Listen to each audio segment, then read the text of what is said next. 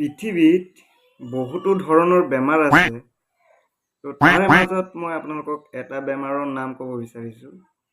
সেইটো হৈছে খজুৱতি বেমাৰ। তো খজুৱতি বেমাৰৰ ভিতৰত আকৌ দুই ধৰণৰ খজুৱতি বেমাৰ আছে।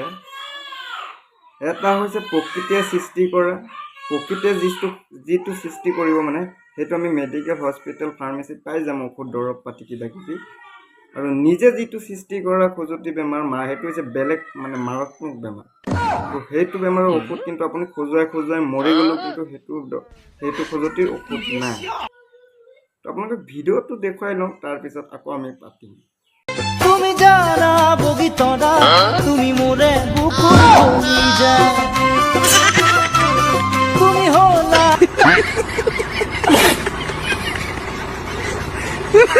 এইটোৱে হৈছে মাৰাত্মক খজুৱতি বেমাৰ। এইটো খজুৱতি বেমাৰ এবাৰ যদি গাত লাগি যায় ভাল কৰিবলৈ কিন্তু বহুত কঠিন।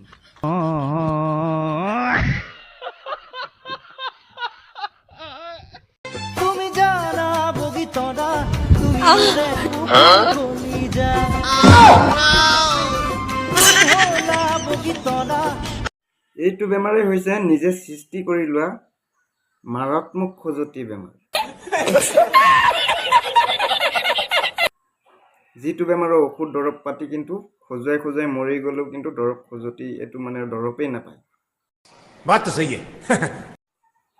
এইটো খজুৱতি বেমাৰৰ এটাই চলুচন আছে, ইমান ডাঙৰ বৰ বেঙেনা